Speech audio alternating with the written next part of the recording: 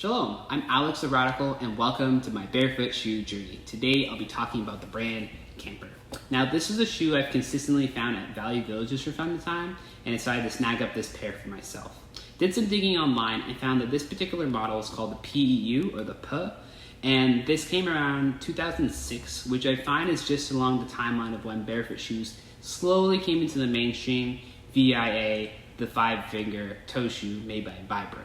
So I feel like Camper tried to make this as an attempt to kind of get at that market, but wasn't really too serious about it because although they made this shoe with all those barefoot shoe qualities, I find that year after year they don't really put a lot of effort into this particular collection. This shoe, however, has those barefoot shoe qualities I talked about before. It has a nice wide asymmetrical toe box. It has a really good outsole that's stitched in from the top and from the bottom.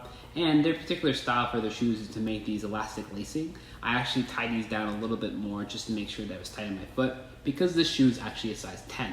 So it doesn't fit me, but it's definitely something I wanted to have in my collection just in case I wanted to go to a wedding or some sort of special event.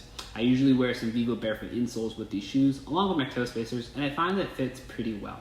I have no real issues with the shoe, except I wish the toe box was a lot wider than just the standard fit. Then it reminds me a lot of Birkenstock in that sense. But other than that, this is a pretty well-built shoe.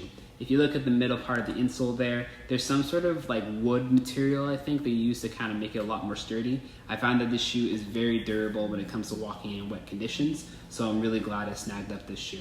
But this is just an example of what happens when a brand decides to make a barefoot shoe, but not put a lot of effort into improving the qualities over time.